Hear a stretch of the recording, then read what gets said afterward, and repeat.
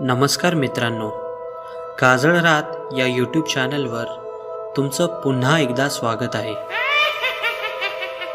मित्रांनो, तुम्ही जर या चॅनलवर पहिल्यांदा आले असाल तर चॅनलला सबस्क्राईब करायला विसरू नका व बाजूला मंदिरातली घंटा आहे त्यालाही वाजवायला विसरू नका, जेणेकरून तुम्हाला या भूताखेतांपासून नेहमी दूर राहता येईल। चला तर मग या गोष्टीला सुरुवात करूया। अनिता, मग काय विचार केलास? गाडीचं स्टेरिंग सांभाळत सुनीलने विचारलं, पण अनिता काहीच बोलत नव्हती। ती शांतपणे गाडीच्या काचेमधून एकसारख्या कोसळणाऱ्या पावसाच्या सरी पाहत होती आणि तिच्याही डोळ्यातून तसेच पाणी वाहत होते।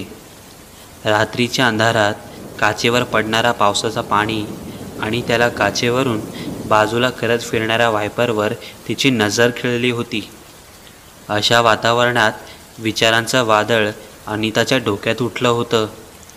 सुनीलबरोबर झालेल्या तिच्या लग्नाला आता 5 वर्षे होऊन गेली होती। लग्नाआधीचा तो प्रसंग तिच्या डोळ्यासमोर उभा राहिला। अनिता पोरी, मुलगा डॉक्टर आहे, त्याच्या वडिलांचा मोठा कारखाना आहे, स्वतःचा मोठा बंगला, 4 गाड्या, नोकर चाकर, खूप चांगलं स्थळ चालून आलंय पोरी। आपल्या वडिलांचे शब्द आजही तिच्या कानांमध्ये घुमत होते। अनिता, मी काय विचारतोय? सुनील जोराने तिच्यावर ओरडला। तशी ती भानावर आली। डोळ्यातून वाहणारे अश्रू पुसत सुनीलकडे पाहत बोलू लागली, मला माफ कर, आता हे सहन करण्याची ताकद माझ्यात नाही। तिचं बोलणं ऐकून सुनीलने जोरात गाडीचा ब्रेक दाबला। चल, गाडीतून खाली उतर। सुनील रागाने तिला बोलू लागला। अनिता घाबरली। रात्रीचे 11 वाजलेले, पावसाची रिपरिप सुरूच होती। घर अजून खूप लांब होते, तरी सुनील गाडीतून उतरण्यास सांगत होता। सुनीलनं हात पुढे करून अनिताच्या बाजूच्या कारचा दरवाजा उघडला आणि पुन्हा तिला उतरण्यास सांगितलं। अनिता हात जोडून त्याच्यासमोर विनवण्या करू लागली, पण सुनील काही ऐकण्याच्या मनस्थितीत नव्हता। त्यानं अनिताचा दंड पकडलं आणि बाहेर खेचत गाडीतून जबरदस्ती खाली उतरवलं। ती रडू लागली, अहो, इतक्या रात्री मी कशी घरी येऊ? असं करू नका हो प्लीज, मला खूप भीती वाटते।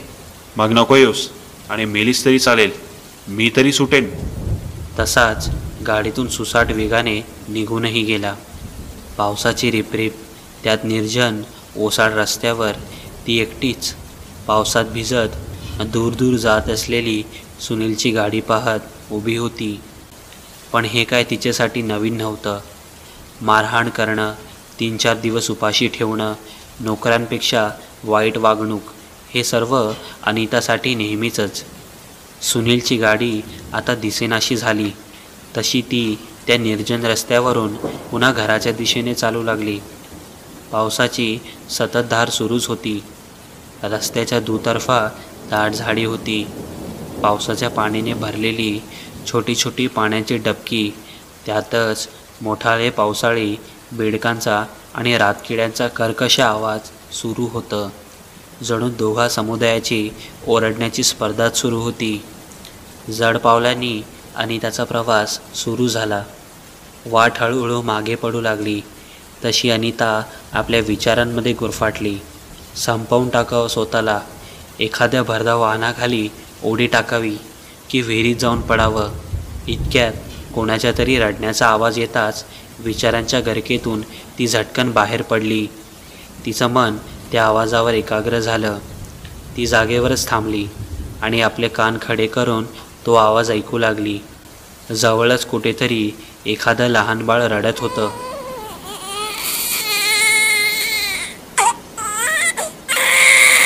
असा आवाज येऊ लागला। रात्रीची भयान शांतता मुलाच्या त्या आवाजानं भंग झाली। तिला आश्चर्य वाटलं। आजूबाजूला कुठेच घर, झोपडी काहीच दिसत नाही। मग मूल रडतंय कुठे? मागे फिरून पाहिलं, पण रात्रीच्या या अंधारात काहीच दिसत नव्हतं। अचानक त्या मुलाच्या रडण्याचा आवाज येईनासा झाला। तशी ती पुन्हा घरच्या दिशेने चालू लागली। विचार एकसारखेच तिच्या डोक्यात फिरत होते। मनातल्या मनात देवाशी भांडत होती, देवा, का मला स्त्रीचा जन्म दिलंस? मी काय पाप केलं होतं? का माझ्या नशिबी इतकी निष्ठुर निर्दयी माणसं आली?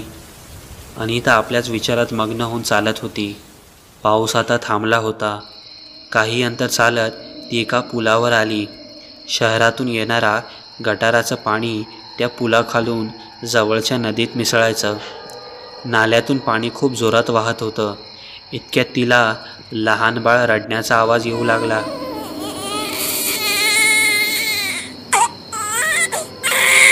तिच्या लक्षात आलं, हा आवाज मागेही येत होता. ती आता बाळाचा शोध घेऊ लागली. तो आवाज पुलाच्या जवळून येत होता म्हणून पुढे जाऊन पाहू लागली. एक लहान मूल नाल्याच्या बाजूने रांगत रांगत वर येताना दिसत होतं. तिने ओळखलं की कोणीतरी आपलं नको असलेलं बाळ नाल्यात फेकून गेलंय. अनिता आपला तोल सावरत खाली उतरली. दोन्ही हातांनी त्या बाळाला उचलून वर घेतलं आणि रस्त्यावर आली. ते खूप रडत होते. चिखलाने माखलेलं त्या बाळाचं शरीर ती साडीच्या पदराने स्वच्छ करत बाळाला शांत करू लागली. पण ते काही केल्या शांत होत नव्हतं. काय करावे हे तिला सुचत नव्हतं. इतक्यात तिला आपल्या मागे कोणीतरी असल्याचं जाणवलं. मागे वळून पाहिलं तशी अनिता थोडी दचकली, कारण काही अंतरावरच 5 ते 6 वर्षाची एक मुलगी उभी होती. पावसाने पूर्ण भिजली होती. विस्कटलेल्या केसांमधून पाणी गळत होतं. अंगातला फ्रॉक ठिकठिकाणी फाटला होता. पायात काहीच घातलं नव्हतं. शांत नजरेने ती अनिताकडे एकसारखी पाहत उभी होती. हातातील त्या बाळाला शांत करत अनिता त्या मुलीजवळ गेली. बाळ, तुझं नाव काय? एवढ्या रात्री ते काय करतेस? आणि तुझे आईबाबा कुठे आहेत? ती मुलगी काहीच न बोलता शांतपणे एकसारखी अनिताकडे पाहत होती. त्या मुलीचं लक्ष अनिताच्या हातात रडत असलेल्या त्या बाळावर गेले तसा तिच्या चेहऱ्याचा रंग बदलला. तिचे डोळे रक्तासारखे लाल झाले. डोळे मोठे करून ती मुलगी त्या बाळाला पाहू लागली. अनिता काही बोलायच्या आत ती मुलगी 4 पावले मागे सरकली. आपल्या हाताच्या दोन्ही मुठी करकचून आवळल्या. डोळे मोठे करून जोराने किंचाळू लागली. तिच्या भीषण आवाजानं अनिताच्या डोक्यात मुंग्यांचा वारूळ उठलं. भीतीने तिचं सर्व अंग थरथरू लागलं. अनिता भयभीत होऊन समोर पाहत होती. ती मुलगी अनिताच्या समोरून पुलाच्या दिशेने वेगात धावत सुटली. अनिताही हातातल्या बाळाला आपल्या पदराखाली घेऊन तिच्या मागे जाऊ लागली. ये बाळ, थांब, पळू नकोस, पडशील तू. काही समजायच्या आतच धावत जाऊन त्या मुलीने पुलाच्या कठड्यावरून नाल्याच्या वाहत्या पाण्यामध्ये झेप घेतली आणि नाहीशी झाली. हे भीषण दृश्य पाहून तिचे डोळे पांढरे झाले. तिचं सर्व अंग शहारलं. मदतीसाठी आजूबाजूला पाहू लागली. इतक्यात तिला लांबून एक गाडी येताना दिसली. तशी ती गाडीकडे धावली. ती गाडी अनिताजवळ येऊन थांबली. सुनीलला गाडीतून उतरताना पाहून तिला थोडं बरं वाटलं. ती थरथरत्या शब्दात बोलू लागली, सुनील, एका मुलीने आता पुलावरून खाली उडी मारली आणि ह्या बाळाला कोणीतरी इथं टाकून गेलेलं.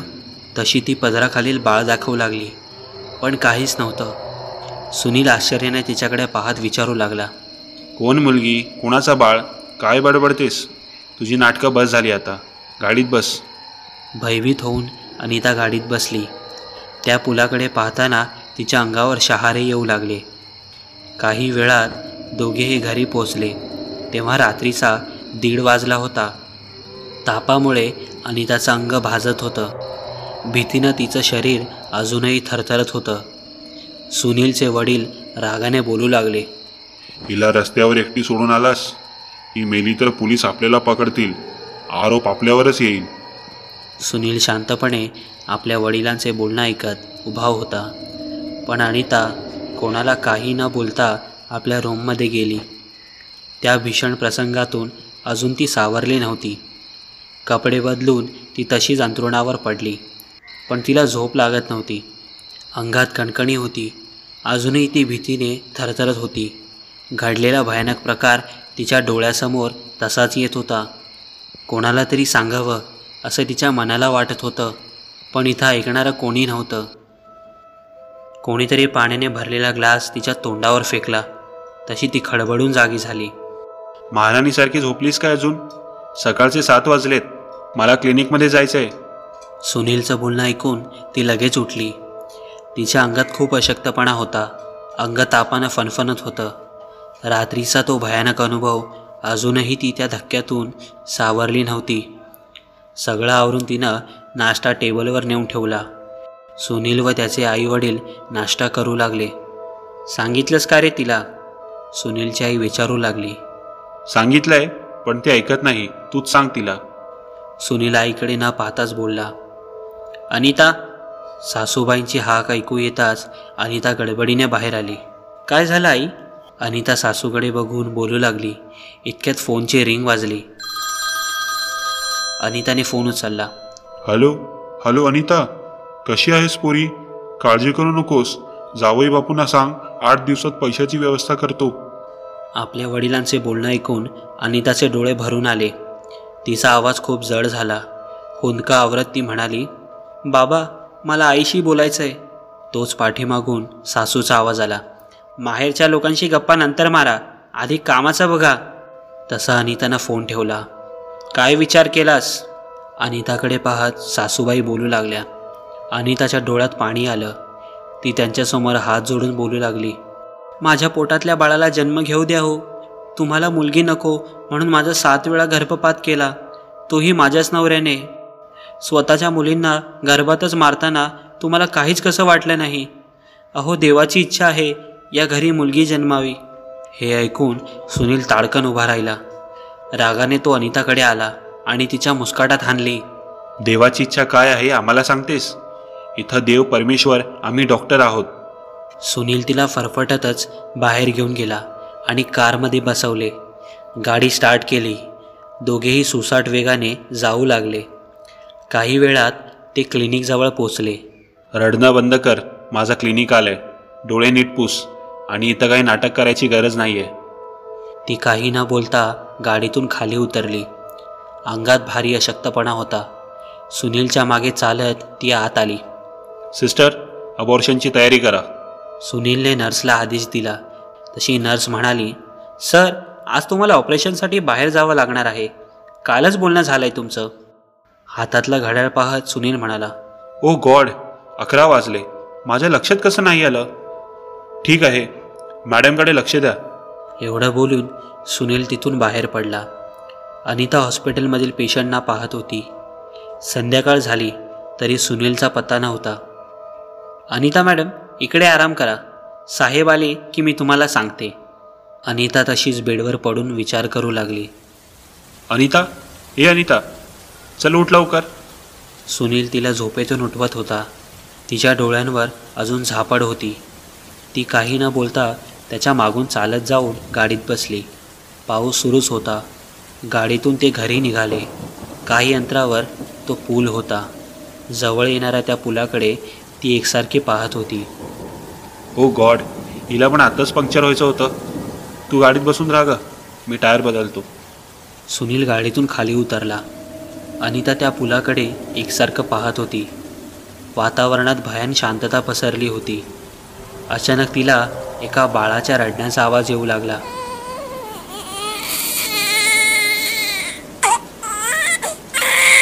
ती गाडीतून खाली उतरली आणि पाहू लागली. तेच बाळ चिखलातून रांगत सरपटत किंचाळत वर तिच्या दिशेने येत होता. आणि त्याच्या लक्षात आलं, काल हेच मूल इथेच होतं. अनिता आता चांगलीच घाबरली होती. भीतीने तिच्या अंगावर सरकन काटा आला. तिला समजत नव्हतं की काय चाललंय. ती सुनीलकडे धावली, पण तो कुठेच दिसत नव्हता. सुनील, सुनील कुठे आहात? ती जोरजोरात हाका मारू लागली. तोच आणखी 1, 2, 3, 10, 15 लहान मुलं त्या पुलाखालून जाणाऱ्या नाल्याच्या बाजूच्या चिखलातून रडत ओरडत किंचाळत सरपटत वर येत होती. भेदरलेल्या नजरेने अनिता सगळं पाहत होती. कानाचे पडदे फाटतील अशा किंचाळ्यांनी परिसर थरारला. ती भीतीने थरथरत कापत होती. अचानक तिला जाणवलं की आपल्या पायावर काहीतरी वळवळतंय. तिने खाली पाहिलं आणि तिचे डोळे पांढरे झाले. भीतीने तिची दातखिळी बसायची वेळ आली. कारण पायाशी रक्ताने भिजलेला तिचा नवरा सुनील तिच्याकडे केविलवाण्या नजरेने मदतीची भीक मागत होता. तिची नजर समोर गेली तशी तिचे डोळे पांढरे झाले. भीतीने शरीरातील उरलासुरला जीव निघून जावा अशी ती थरारली. समोर ती 6-7 वर्षाची मुलगी उभी होती. तिच्या हातातल्या छोट्या लोखंडी सळीवर रक्त लागलं होतं. ती मुलगी पुढे आली आणि अनिताकडे पाहिली. तिचं ते भीषण रूप पाहून अनिताची बोबडीच वळली. चिंब भिजलेली, डोळ्यांच्या दोन्ही खोबण्या रिकाम्या होत्या. अनिताकडे पाहून ती जोराने किंचाळली आणि हातातली सळी खसकन सुनीलच्या छातीत घुसवली. सुनील वेदनेने कळवळत होता. ते पाहून अनिताच्या हाताच्या मुठी करकसून आवळल्या आणि किंचाळू लागली, पण तोंडातून आवाज फुटत नव्हता. आता ती सुनीलला त्या वाहत्या पाण्याच्या नाल्याच्या दिशेने चिखलातून फरफटत नेत होती. पाण्यातील माशांनी खाल्लेली अर्धवट शरीराची लहान लहान मुलं रांगत रांगत पुन्हा पाण्यात जात होती. सुनीलचं शरीर जखमांनी भरलं होतं. तो रडत होता, आयुष्याची भीक मागत होता. नवऱ्याची अशी अवस्था पाहून अनिता थरारली. ती मोठ्याने ओरडण्याचा प्रयत्न करत होती, पण आवाज फुटत नव्हता. अनिता आपल्या नवऱ्याच्या मदतीला पुढे जाऊ लागली, पण तिचे पाय जमिनीत रुतल्यासारखे जड झाले होते. तिला जागचं हलता येत नव्हतं. सुनील अजूनही तिच्याकडे पाहून जोरजोरात किंचाळत होता. ती मुलगी पाण्यात उतरली. मागे वळून तिने अनिताकडे पाहिलं आणि त्याला खेचत नाल्याच्या पाण्यात गेली. सुनील आता त्या पाण्यात बुडून वाहत गेला. तशी अनिता जोरात किंचाळली, अनिता मॅडम, अनिता मॅडम, सुनील सरांना वेळ होईल. ते तुम्हाला न्यायला सकाळी येणार आहेत. तुम्ही आराम करत होता म्हणून मी उठवलं नाही. समोर दुसरीच नर्स उभी होती. अनिता खडबडून जागी झाली. ती घामाने भिजली होती. भिंतीवरील घड्याळात पाहिलं, रात्रीचं 1:30 वाजून गेलेले. किती भयानक स्वप्न होतं. अनिता स्वतःशीच बोलू लागली. तिला सुनीलची काळजी वाटू लागली. केबिनमधून बाहेर येऊन पाहिलं तर ठिकठिकाणी पेशंटचे नातेवाईक जमलेले. ती पुन्हा केबिनमध्ये जाऊन झोपून गेली. Anita madam, Anita madam. अनिता जागी झाली. समोर ती नर्स आणि केबिनचा दरवाजा बाहेर एक कॉन्स्टेबल उभा होता. घड्याळात पाहिले, सकाळचे 6 वाजले होते. मॅडम, तुम्हाला सोबत यावं लागणार आहे. तिला आश्चर्य वाटलं, पण ती तशीच ॲम्ब्युलन्समध्ये बसली. सोबत नर्सही होती. तसेच ते पुढे घरच्या दिशेने निघाले. रस्त्यात लागणाऱ्या त्या पुलावर लोकांची गर्दी दिसत होती. अनिता खाली उतरली. काही अंतरावर सुनीलची कार उभी होती. पुढचं एक चाक पंक्चर होतं. काय झालंय तिला समजत नव्हतं. इतक्यात तिला कोणाच्या तरी रडण्याचा आवाज येऊ लागला. पुढे जाऊन पाहिलं तर अनिताची सासूबाई छाती बडवून घेत रडत होती. जमिनीवर सुनीलचं प्रेत पाहून अनिताची दातखिळीच बसली. ती एकसारखं सुनीलचं प्रेत पाहत होती. मागे लोकांची कुजबूज सुरू होती. डॉक्टर होता. गर्भलिंग चाचणी करायचा. मुलगी असली तर अबॉर्शन करायला लोक याच्याकडेच यायचे. त्या मुलींचा मेलेला गर्भ याच नाल्यात टाकायचा म्हणे. कितीतरी स्त्रियांचा, मातांचा तळतळाट लागलाच शेवटी. या जगात वाईट करणाऱ्याचं न्याय होतोच. अनिता तशीच शांत बसली होती. तिच्या पोटात वाढणाऱ्या मुलीला जन्म घेण्यापासून रोखणारं कोणीच नव्हतं.